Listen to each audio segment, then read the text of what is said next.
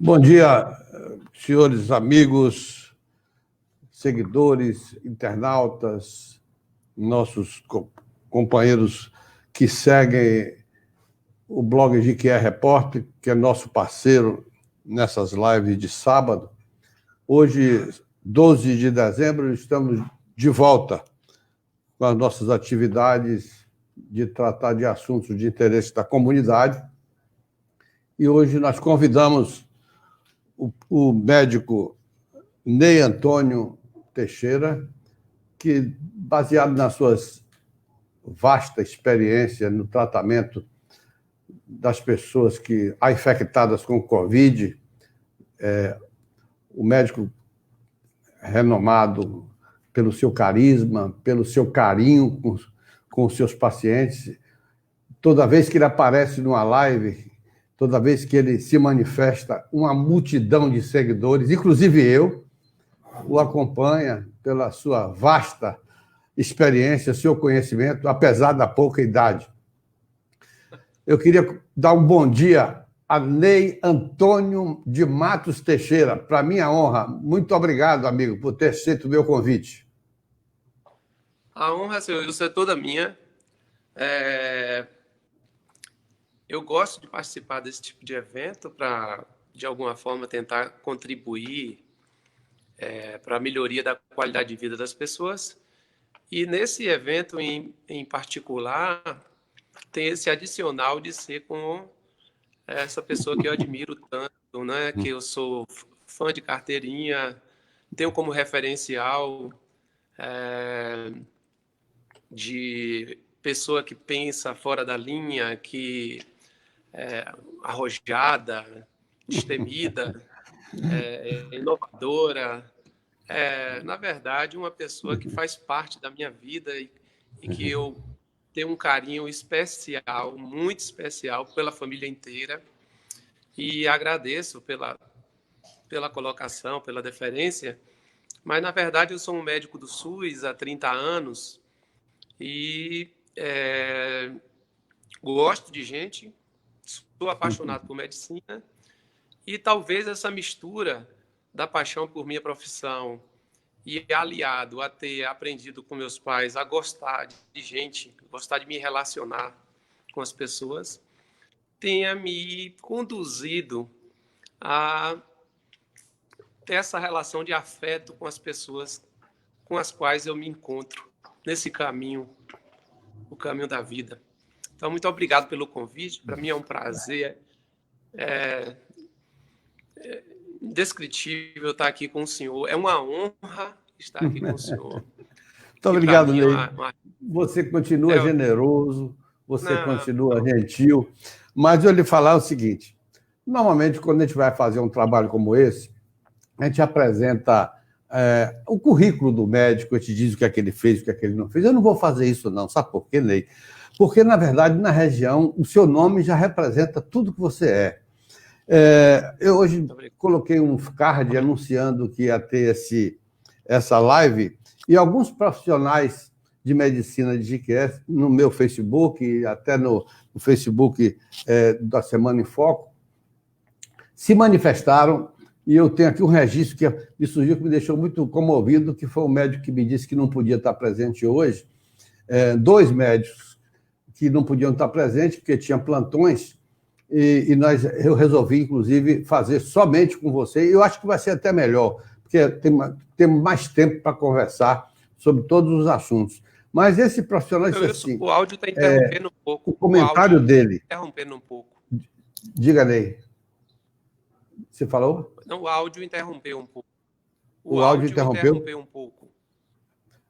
Né? Sim, mas pode concluir. Pois bem, uma manifestação, quando eu falo, Ney Antônio Teixeira, aí fala, bom profissional. A outra fala, um estudioso constante. Essas são as manifestações dos seus colegas que entraram no Facebook para comentar.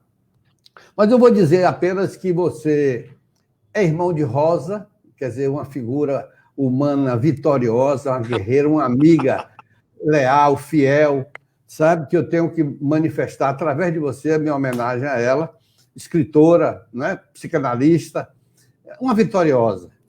Você Uma também... excelente referência. Eu estou lembrando, porque você tem vários outros irmãos que eu não vou falar, porque eu sou admirador. Mas eu queria falar de um episódio.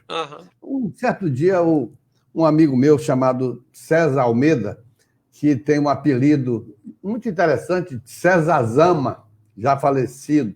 Ele é poeta, ele é músico, advogado, e ele um dia me ligou dizendo assim: eu queria lhe apresentar uma pessoa que chegou do exterior, que é interessante, e eu me lembrei de você, eu quero lhe apresentar ele. Ele é escritor, ele é poeta, é uma figura fantástica. Eu digo, vamos marcar.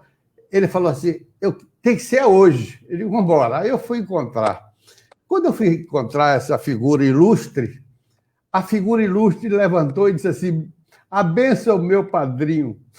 Era Narlan, seu irmão, que mora nos Estados Unidos e que tinha chegado aqui, e o César Zama se comunicava com ele, assim como com Rogério Duarte. E eu fiquei assim muito emocionado, porque eu não via Narlan há tanto tempo, mas essas referências todas, Ney, falam quem é você, sem dizer que você já tem mais 2 médicos na família, que é sua filha, e agora o seu filho mais novo também está em 3º ano de medicina, tem uma filha no ITA, não é? Fazendo um doutorado em engenharia. Enfim, a sua casa vibra cultura, vibra conhecimento. E, para mim, por isso, essa é a maior referência que eu tenho para você. Hein? O áudio está ruim? Yuri Marinho. Hein? Está chegando aí, não? Melhorou, Ney? Ele melhora e depois cai de novo, né? Ele fica como se tivesse uma interferência. Ai. Vamos mudar de microfone? Mas assim... Hein? Não é sua conexão, não, Ney? Só para o falou... É a sua conexão. Eu não estou ouvindo o seu áudio agora. Está normal aí para o senhor, não está? O meu? Eu queria ver se algum internauta aí entra para dar um feedback para a gente, né? As pessoas estão ouvindo bem. Hein? Como é, Ney? Agora melhorou, agora está ótimo. Agora está ótimo. A sua imagem aqui para nós está congelada. Mas é assim mesmo. Vamos devagar, porque nos tempos de cibernética a gente tem que ser tolerante. Né? Tem coisas que a gente não controla, né, Ney? Mas qual é a nossa ideia? A ideia é conversar sobre os impactos que a pandemia traz ao comportamento das pessoas, no aspecto de entretenimento, no aspecto até cultural, de lazer. Mudou o comportamento do ser humano nesses últimos 9 meses, né, que nós estamos com essa pandemia, eivada de exageros, de certa forma politizada. Alguns grupos tiraram vantagens, outros não tanto. Mas o fato é que a gente precisa encarar essa história com um pouco de realismo e demonstrar que nós, sim, temos um vírus, temos uma convivência difícil com esse vírus, muitas pessoas morreram, mas não pode afetar de tal forma a vida das pessoas que tragam males bem maiores do que o próprio vírus. E é por isso, doutor Ney, que eu queria conversar com você sobre a sua experiência nessa área, como é que você começou a enfrentar o vírus, que era uma novidade para todos, ninguém sabia como se defender disso. É como diz um amigo meu, era uma guerra onde nós estávamos armados de badoque, e a gente precisava usar o badoque para derrubar esse vírus. Aí uns usavam ivermectrina, outros usavam o internamento, outros a UTI, enfim. O que é que disso é mito e o que é verdade, Ney?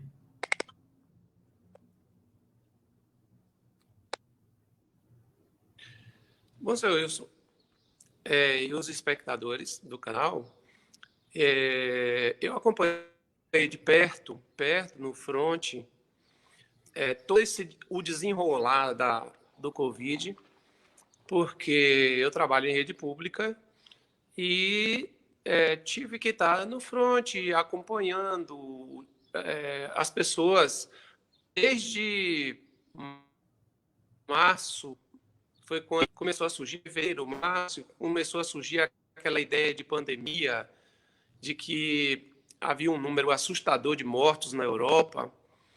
E a gente ficava daqui imaginando quando é que chegaria ao Brasil essa tal doença, que ia existir e que ia exigir uma estrutura que a gente nunca teve, principalmente na rede pública. Mas eu posso afirmar para o senhor o seguinte: quanto à questão a gente vai ter um mundo antes e um mundo depois do Covid. Porque na escala que o Covid alcançou de impacto, ele terminou trazendo uma série de modificações de comportamento e de padrões de pensamentos mundialmente. Então, eu vejo a questão da doença. Um dos maiores agravos foi realmente o fato da doença ser uma doença nova, desconhecida. Isso realmente foi uma coisa que gerou uma parte grande de impacto, porque a classe médica não tinha ainda com esse perfil de doença, qual seria o padrão de comportamento dessa doença, que tipo de tratamento se estabeleceria para essa doença. Então, na verdade, foi se descobrindo esses padrões na medida em que a doença se apresentava.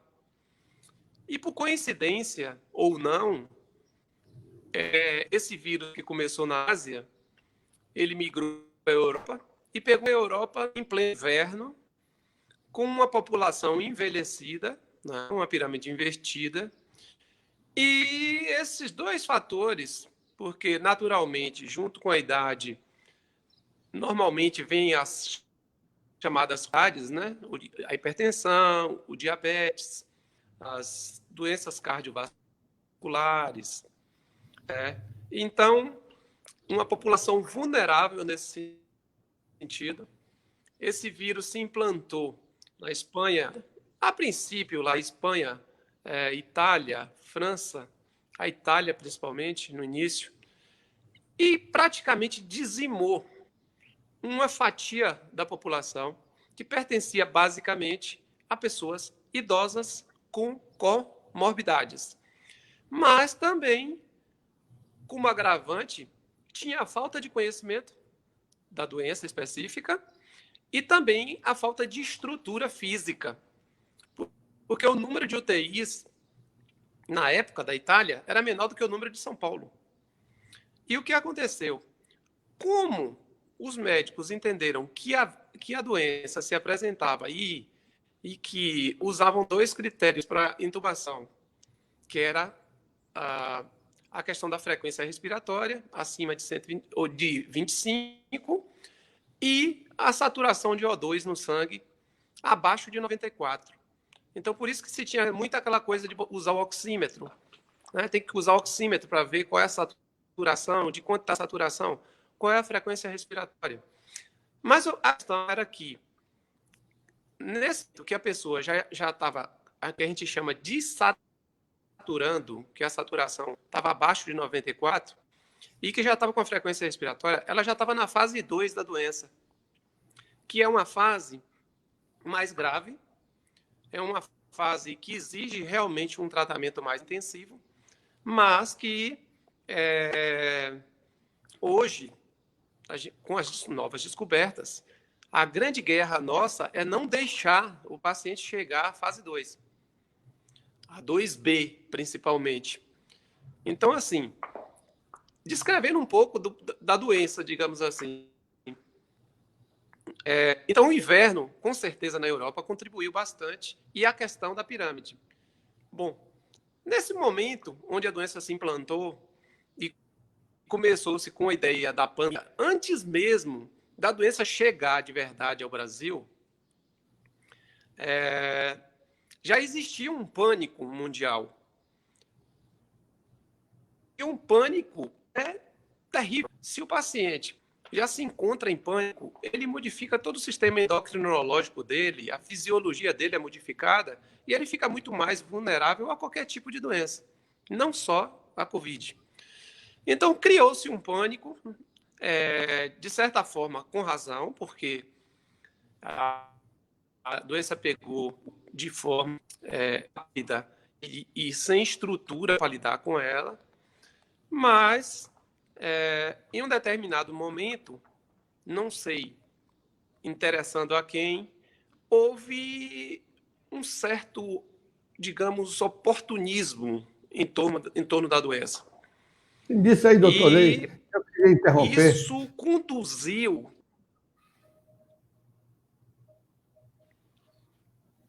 Sim, pode falar.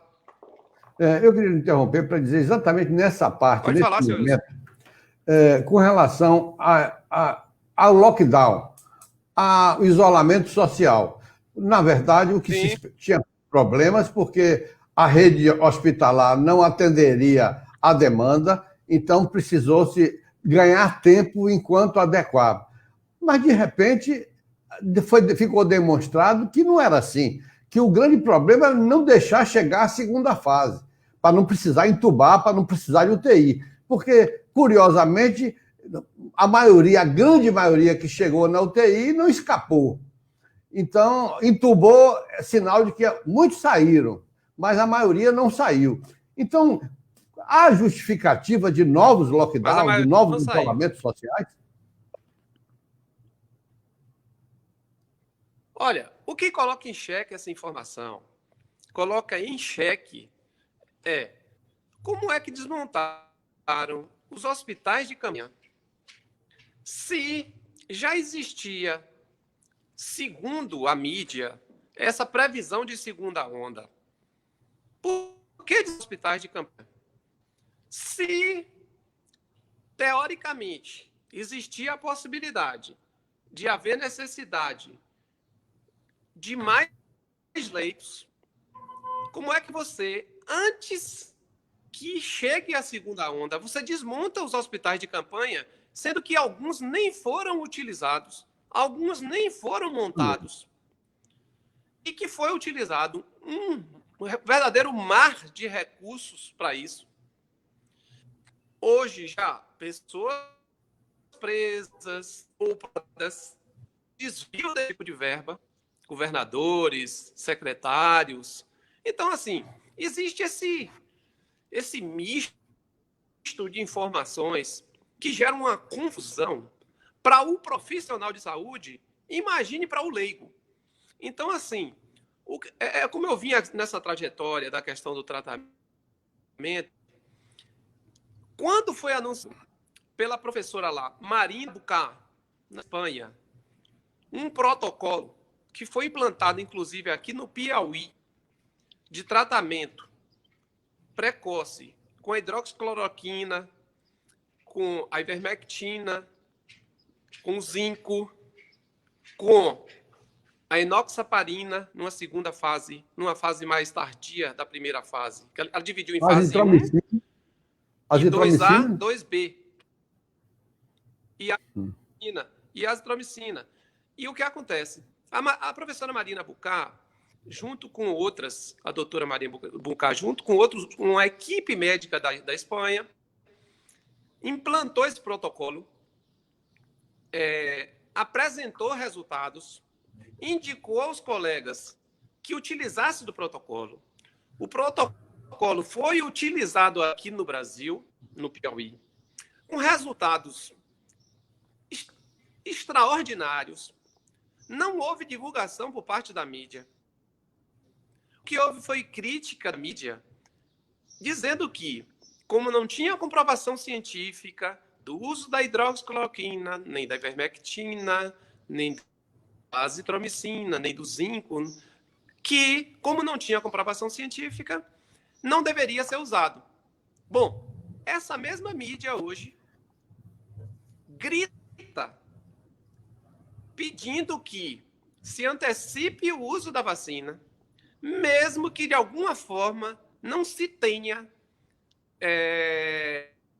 percorrido todo o caminho necessário para a aprovação de uma vacina. Então, que comunidade científica é que se contradiz em situações? A hidroxicloroquina, junto com a ivermectina, com zinco, com azitromicina, mais os usuários, tinham que ter uma comprovação científica absoluta para poder ser usado, sendo que, na prática, a gente tinha os resultados.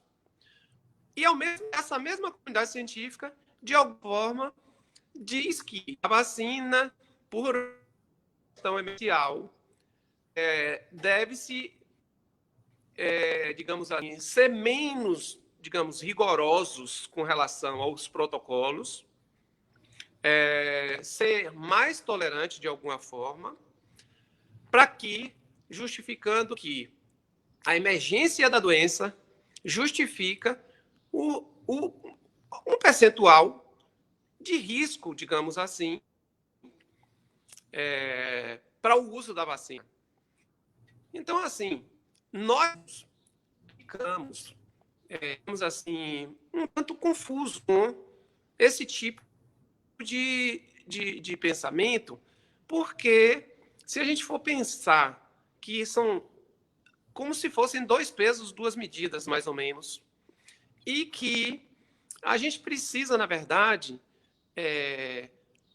como muita gente gastou muito tempo pesquisando para provar que a ivermectina, para provar que a hidroxicloroquina, a azitromicina não funcionava, por que não gastar esse tempo? Por que não gastou esse tempo para provar que ela funcionava, digamos assim? Alguns estudos diziam, não, a hidroxicloroquina está descartado, a própria OMS descartou a ivermectina no momento, e em um segundo momento a OMS já não descartava.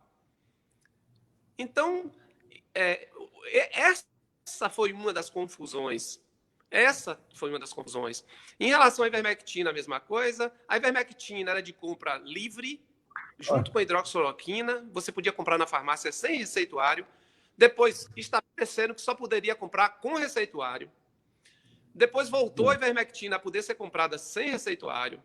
Existem histórias de confisco de medicação. Doutor Ney. Entrar no mérito, porque eu não sou... Sim?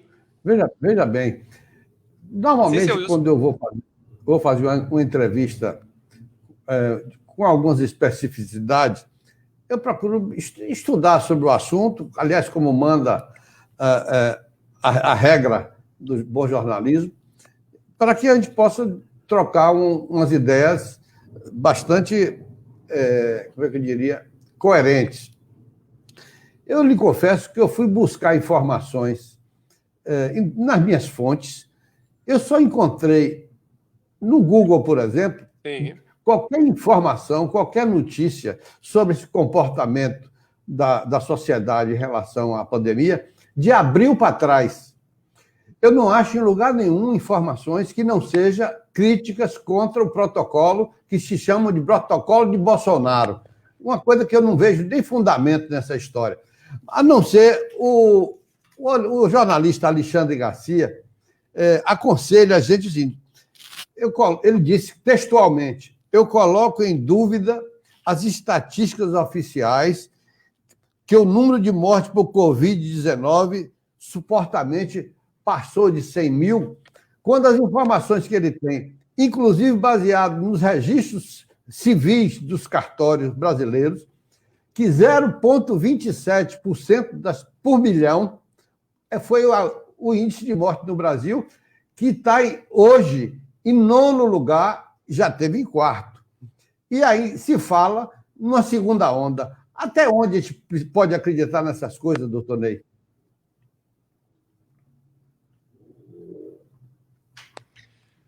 A questão da segunda onda é o seguinte, na verdade,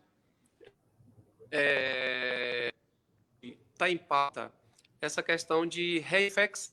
eles falam sobre a reinfecção e falam sobre essa segunda onda no sentido de que houve um isolamento, houve fechamento de comércio, essas atitudes todas no sentido de prevenção. Alguma dessas atitudes no sentido absoluto, por exemplo, claro que as medidas de segurança nunca foram questionadas. O uso de máscara, o álcool em gel, o isolamento do grupo de risco, evitar aglomeração. Isso nunca foi questionado. De fato, é necessário. Por quê? Porque é uma doença de contaminação respiratória por secreção. E se você mantém esses cuidados, você evita a transmissão. Bom, o que aconteceu é que, como a doença vem desenrolando, na verdade, existe notícia desde que antes do carnaval já se sabia, e inclusive vídeos de autoridades falando sobre o Covid antes do carnaval, deixaram o carnaval acontecer, que na verdade foi um start muito grande, porque imaginem a aglomeração do carnaval. A gente só foi se dar conta disso em março, que foi quando realmente a gente começou a ter um número maior de casos, onde foi levantando o questionamento, que era da questão do custo da doença e o custo financeiro da doença, né? Do impacto da doença, impacto financeiro. Então, quando agora se a possibilidade de uma segunda onda, eu quero acreditar que o pensamento seja em cima de como houve, de certa forma, um relaxamento da população em relação à questão da doença, diminuição da questão da prevenção, o momento político também, eleição, um momento de aglomeração. A eleição, exatamente. Isso, ninguém falou nada durante o período eleitoral de contaminação, de número de óbito, nada. E como se o Covid tivesse sido esquecido. E o que é que acontece? Como houve essa aglomeração, era natural que no pós-eleição, um número maior de pessoas contaminadas e pessoas doentes aumentasse. E que, como é uma coisa percentual, naturalmente o número de óbitos poderia aumentar. Não de forma exponencial, digamos, mas proporcional ao número de pessoas contaminadas. A questão, seu Wilson, é uma coisa séria, é o seguinte. Um dos maiores problemas que a gente enfrenta é a insegurança em relação aos testes do corona.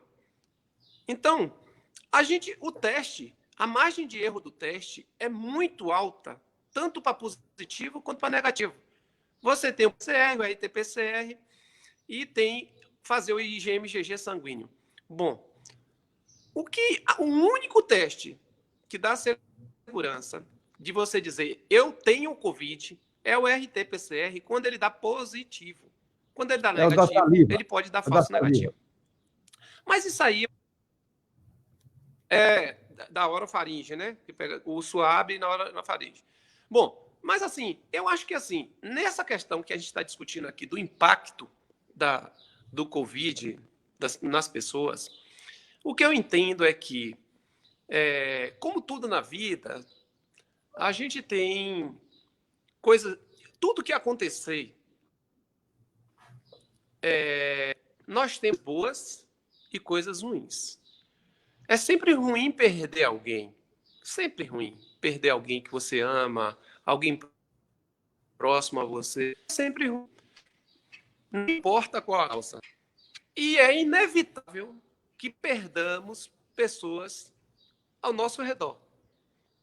De uma forma, seja de acidente, seja de doenças, seja de fatalidades, doenças naturais como câncer um paciente muito idoso é uma coisa comum, muito comum, né?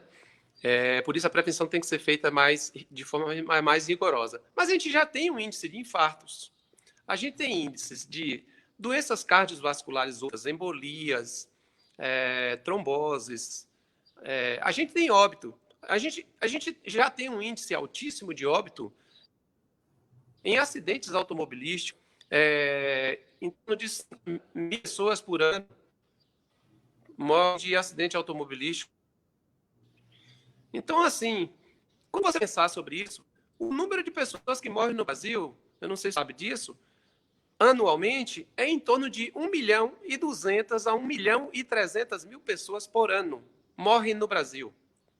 E não podia ser Todos diferente, os anos né? morrem em torno de 1 milhão a 1.300.000. 1 milhão. Quando eu falo... O ciclo da vida. Agora, o que acontece na verdade é que o pânico que foi gerado, descompensou, a palavra é essa, descompensou emocionalmente a população mundial. O índice de depressão, ansiedade, suicídio, essas psicológicas outras, foi muito maior do que o índice de contaminação pelo Covid. Hoje é qual a regra? As pessoas estarem ansiosas, deprimidas, passando por momentos emocionais terríveis pelo isolamento, pela dificuldade de relacionamento, por ter que redimensionar a sua vida. Porque as pessoas estavam acostumadas a ter uma vida social.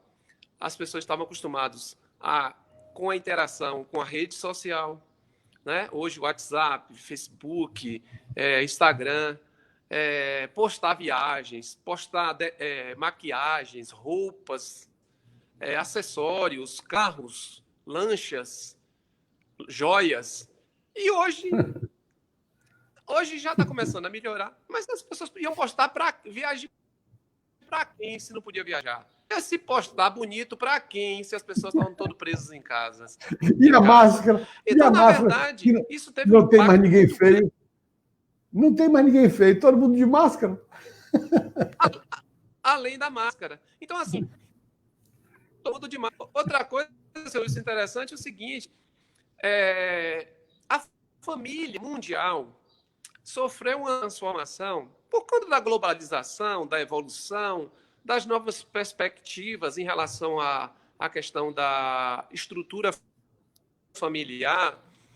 As pessoas, os casamentos eram mais, digamos assim, norteados por uma relação que a gente fala, uma relação estável de duas pessoas que queriam uma convivência e uma divisão de tarefas, mas não obrigatoriamente ficar o dia inteiro em casa com essa pessoa. Imagine que o Covid pegou a população mundial e jogou dentro de casa com os filhos.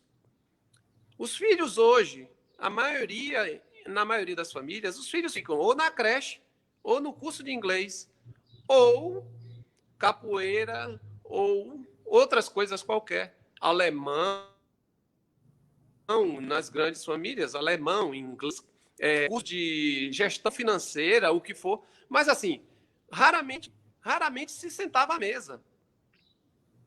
Raramente se sentava à mesa. E isso, o fato de você ter que retornar para essa relação íntima com uma pessoa ou com pessoas com as quais você não tinha se proposto fazer isso, isso gerou um impacto emocional absurdo. Porque as pessoas não tinham hábito de conviver positivo como negativo, em né? família.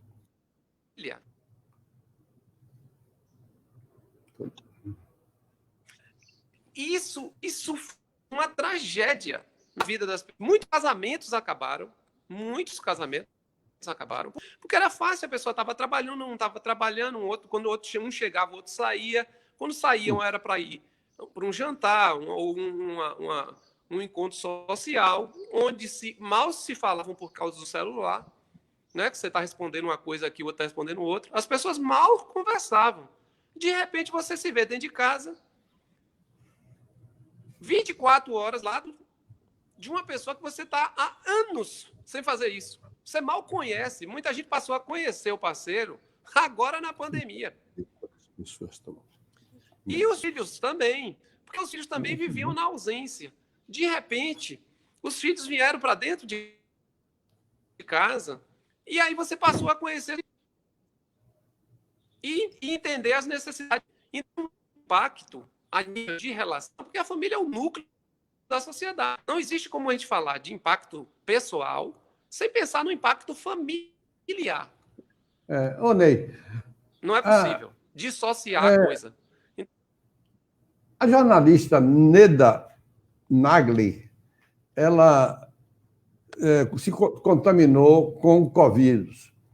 E deu uns depoimentos interessantes ao longo da semana, desde que estava no hospital, até a hora que teve alta. E ficou uma coisa curiosa que a gente já vem conversando há alguns tempos com nossos ouvintes, que é com relação ao aspecto do reforço imunológico. Porque, na minha impressão de leigo, é que se você reforçar o seu sistema imunológico, dificilmente você contrairá a Covid, salvo se você for uma pessoa mais vulnerável, com algumas comorbidades, como o senhor falou. Ela fala, inclusive, um episódio interessante, que um casal, o marido diabético, hipertenso, com todos os problemas da hipertensão do idoso, e que era um grupo de risco, que a família toda vivia preocupada. Ambos dormiam juntos. Pois bem, ela saudável, professora de educação física, ela contraiu o Covid e ele não. Quer dizer, não é nesse aspecto que a gente precisa ver que o emocional também influi, que o problema do sistema imunológico também é importante, e que a volta à conversa na varanda com seus familiares também reforçaram a relação íntima, ou pelo menos um contorno de verdade, de autenticidade, daí ter rompido casamentos, mas os que consolidaram é porque tinha realmente uma fonte de amor, de união bastante significativa. Então, esse comportamento promovido pelo Covid também foi positivo, de certa forma, né? Até os que se desvencilharam foram ser felizes de outra maneira, como todo mundo tem o direito de ser feliz. Se não está sendo com o seu parceiro agora, arranja um outro momento para ser feliz. O importante é ser feliz. O que é que você acha desse panorama, doutor Ney?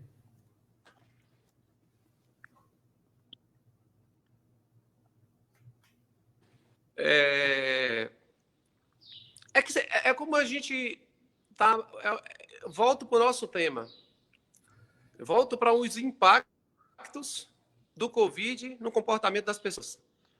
E volto para o antes e o depois do Covid.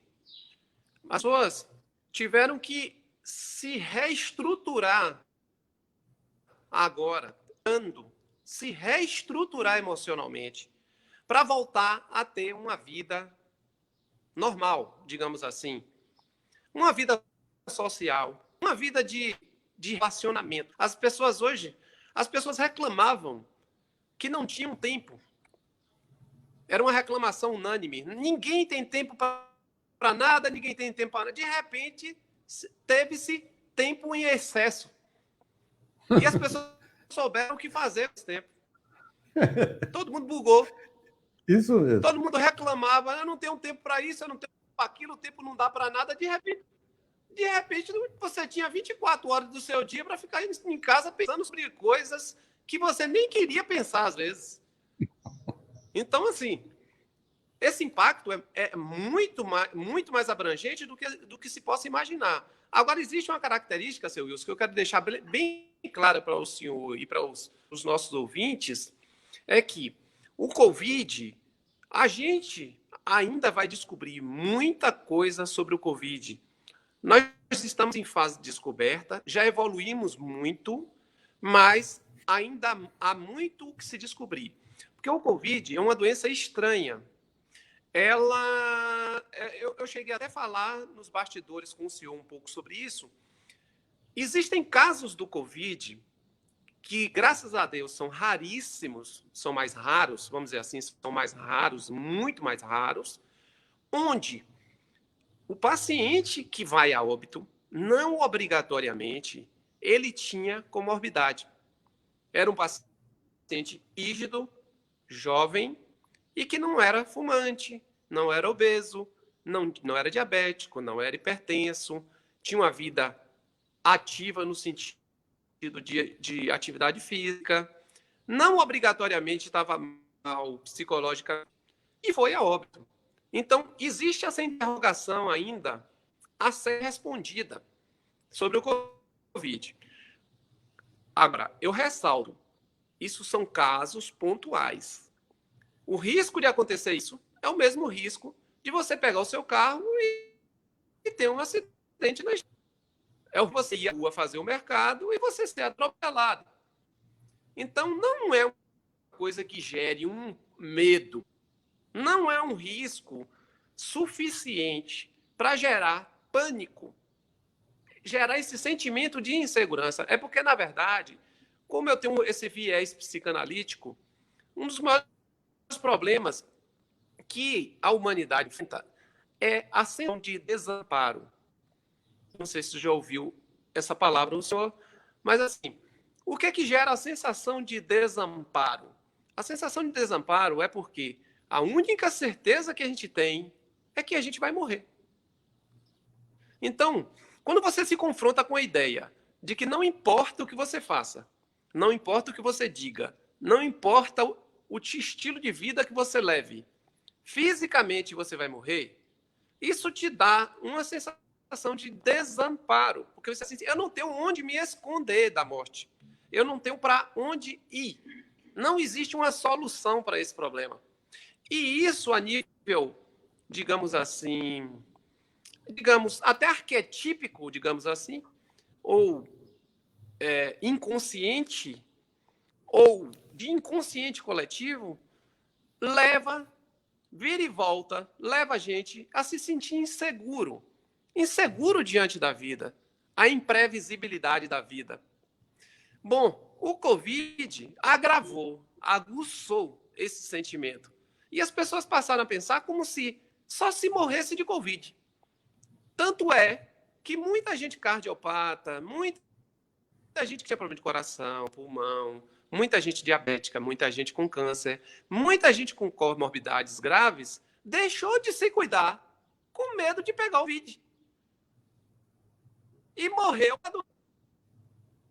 a doença de base, não pelo Covid. Então, assim, é um contrassenso, é uma contradição. Quer dizer, você morreu de uma doença que você já tinha, com medo de morrer com uma doença que você poderia pegar.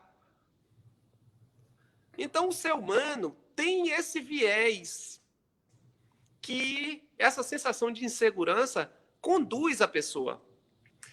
Em relação ao suicídio, por exemplo, que aconteceram alguns casos durante esse período agora, insegurança, que essa insegurança ficou, digamos, numa intensidade muito grande. Na verdade, a pessoa que comete o suicídio não é porque ela não gosta de viver. Isso é informação muito, muito interessante. Não é porque ela não gosta de viver. Ela não gosta de viver a vida que ela está levando. É diferente. Ela não gosta de viver a vida que ela está levando. Ela gostaria de viver uma vida diferente. Então, o que justifica para ela mesma, porque nada justifica o suicídio, mas assim, o que justifica para ela mesma é que ela cansou, ela chegou ao final de tolerar a vida que ela estava levando. Isso não quer dizer que ela não quer viver. Doutor Ney, o senhor quer falar alguma coisa? Eu quero dizer o seguinte, eu sou observador, como comentarista de futebol, por exemplo, você assiste a partir dos 90 minutos, e depois você faz uma síntese para o seu ouvinte do que aconteceu, comenta e tal. Com relação à Covid, nós temos a sensação de que segmentos da imprensa que poderia ter contribuído para diminuir esse terrorismo, pelo contrário, agravou, e isso levou as pessoas a... Aí eu tenho aqui, Ney, se você me permitir, um monte de gente está comentando e eu não estou deixando interagir para não interromper o tempo nosso, que é curto. Mas eu tenho um depoimento de uma fazendeira uma fazendeira aqui que mandou para mim e me pediu para omitir o nome dela, mas ela mandou um texto assim, que as autoridades e a imprensa diziam: o pico será em março, o pico será em abril, o pico será em maio, o pico será em junho. Mandetta, governadores, prefeitos, Congresso, STF, mídia. Ela disse: vão todos para os quintos dos infernos. Eu fiquei em casa e não resolveu nada, porque pessoas da minha família acabaram contraindo o vírus, trazidos por entregadores de pão, entregadores de verduras, e acabou a gente morrendo porque não tinha para onde correr. Ficamos acuados, presos em casa.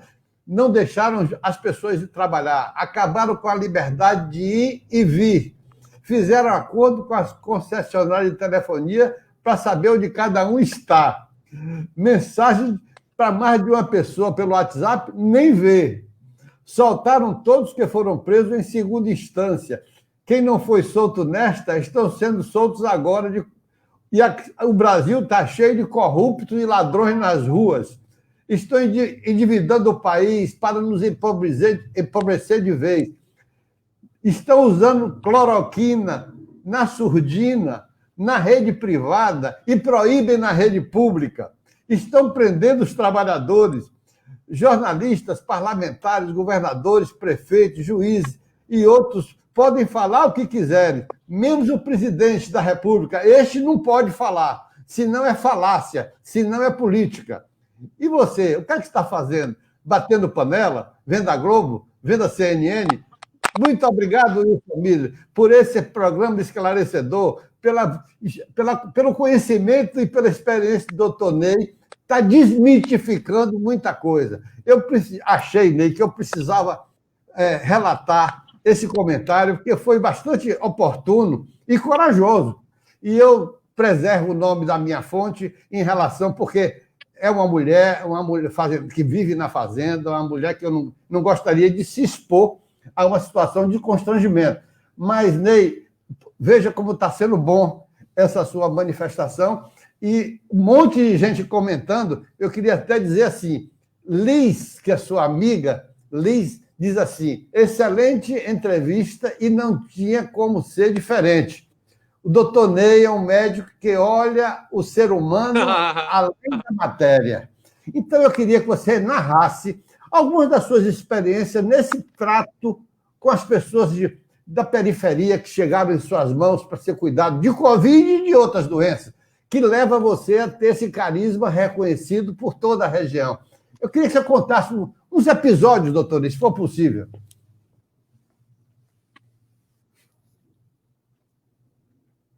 Ô, seu Wilson, eu vou contar uma coisa aqui.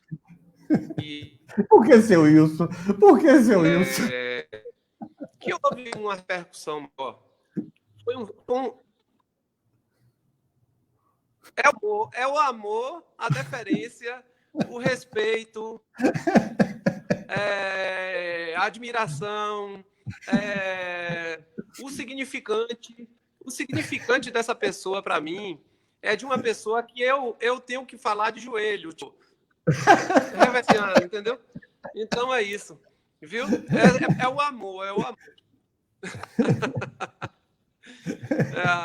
Então, respondendo a pergunta do senhor, o meu primeiro vídeo, que foi quando eu comecei a falar, eu comecei a atender aqui na minha cidade e já atendia em outras cidades. Eu fiquei 15 anos em trabalhar aqui na nossa cidade, em Jaguarão, e atendendo nas cidades circunvizinhas. Bom, e aí eu voltei para Jaguarão, comecei a trabalhar com o prefeito Juliano, e a gente começou a fazer uma parceria muito bonita nesse sentido. Ele me ofereceu um posto que ele tinha reformado inteiro, com toda a infraestrutura necessária para atender dignamente os meus pacientes. E começou a haver uma demanda maior do que o que eu dava conta. E aí o que aconteceu? Eu fiz um vídeo esclarecendo para os pacientes que eu não ia abrir mão de manter um número fixo de atendimentos, porque eu queria ter qualidade no meu atendimento. Eu não queria volume. Eu queria atender com qualidade, pedindo desculpa por conta disso. A cidade tinha 60 habitantes. Eu não ia dar conta de, por exemplo, atender 50 pessoas, atender rapidamente, aquele que quando você chega, a receita já está pronta. Não, eu não queria fazer dessa forma e eu estava me justificando para a população de que eu não abriria mão. Eu preferia pedir trabalhar em outro lugar a mudar a forma de o meu perfil de atendimento. Um número menor de pessoas, um número normal, digamos assim, mas com qualidade, onde a gente pudesse interagir, fazer uma consulta com um componente psicanalítico, uma avaliação psicológica, ouvir o paciente, sentir, conversar sobre assuntos diversos. E aí aconteceu que com esse vídeo deu 30 mil visualizações. E eu tomei um susto, porque na verdade foi um vídeo casual. Eu estava fazendo um vídeo explicando uma coisa para meus pacientes e terminou esse vídeo sendo visto quase que nacionalmente, digamos, porque gente de São Paulo, parentes de pessoas que moram aqui viram. Bom, esse foi o meu primeiro vídeo que me colocou, digamos, na mídia. E depois eu fiz os vídeos com essa média de 20 mil visualizações. E quando eu fiz um vídeo no consultório falando sobre a questão do Covid, eu tinha assistido uma entrevista no dia anterior com o presidente Bolsonaro e ele tinha feito algumas colocações com a preocupação com os dois problemas, que era o Covid, na época, e a questão econômica, o pós-Covid. Como é que a gente ia lidar com a economia usando o lockdown como solução? E aí eu fiz um vídeo, assim, de pronto, sentei na cadeira do consultório, fiz o vídeo, não foi um vídeo, como é que se diz, editado, foi um vídeo de pronto, e deu 4 milhões de visualizações quando o presidente Bolsonaro repostou o meu vídeo, colocando, ouçam esse médico e tal e tal. Isso foi no dia 31 de março de 2020. Então, isso tomou uma repercussão mundial, tomou uma dimensão mundial. Então, assim, eu recebi comunicados da Europa inteira, Itália, França, muita gente se comoveu com aquilo, com aquela colocação, porque, na verdade, naquele momento eu estava preocupado com as pessoas. Eu não tinha uma preocupação política. A minha questão era... Aí, voltando ao assunto um pouco, no meu primeiro vídeo eu citei um fato que aí eu vou chegar no que o senhor está falando. Deixa eu interromper você. Quando eu fiz vestibular... Eu preciso interromper um minutinho para dizer que a dona Dalva Lúcia Brito está dizendo que você é um homem iluminado por Deus. Eu vou interromper isso, porque tem muita gente que está precisando falar, e eu estou dizendo que tem aqui a Adélia Almeida dizendo que você, ela viajou no tempo quando convivia com você, com uma amiga de infância. Aí tem Rita Pereira, está em São Paulo. Não é? Tem Jussara, que já é sua fã de carteirinha. Né? Minha prova. Aí tem Carrombé está mandando um grande abraço para você. Não é? E as outras pessoas eu não vou citar, porque são mais longas as comentários, mas todos dizendo que você é muito importante na vida de cada uma dessas pessoas. Então, eu quero lhe pedir desculpa por ter interrompido, mas eu precisava colocar. Você falou que tinha gente de São Paulo e da Europa. Hoje você está tendo gente de um bocado de lugar também aqui, viu? Prossiga, então.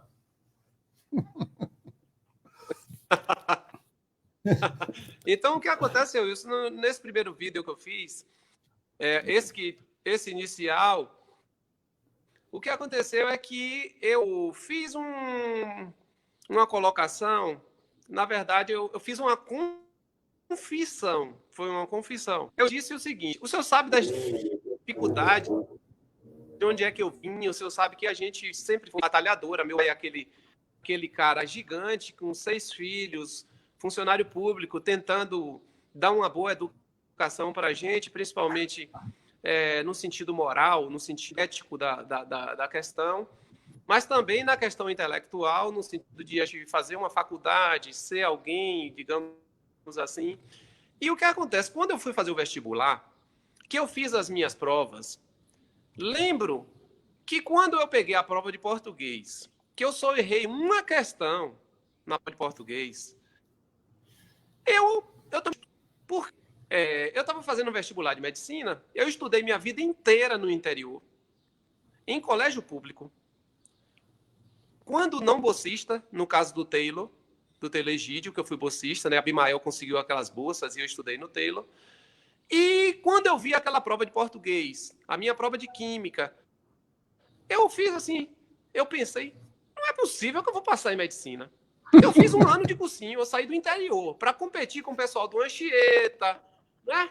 Então, assim, eu digo, não é possível que eu vou passar em medicina. Aí eu pensei assim, eu digo assim, meu Deus, se eu passar em medicina, eu vou ser médico de gente carente. Eu fiz esse compromisso com Deus. Eu não sei se o senhor ouviu. Você ouviu a frase?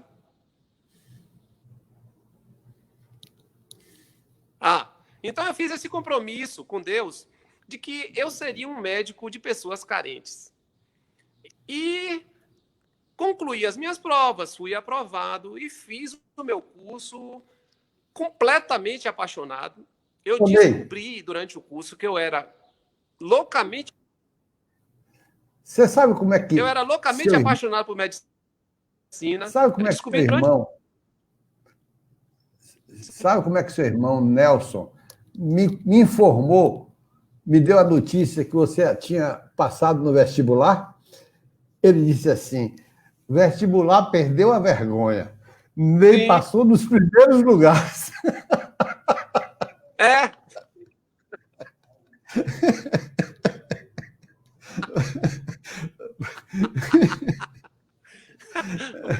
O que acontece, seu Wilson?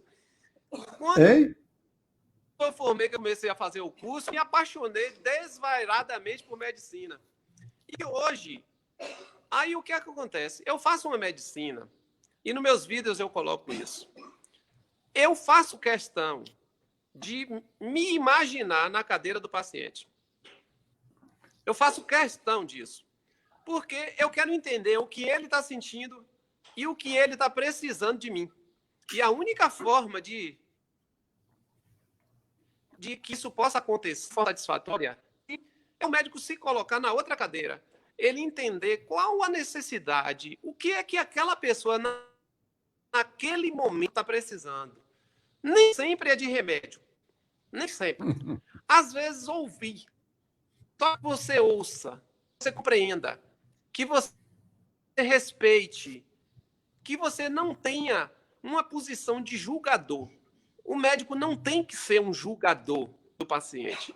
Se um paciente diabético chega para mim e diz assim, doutor, eu como rabada, feijoada, sarapatel, eu como açúcar, eu não tenho direito absolutamente nenhum de julgar esse paciente. Ele tem a história dele, ele tem a história de vida dele, que tem que ser respeitada. E ele é o senhor da vida dele. Deus, o maior dom que Deus deu a gente foi a liberdade. Quem sou eu cercear a liberdade de ninguém?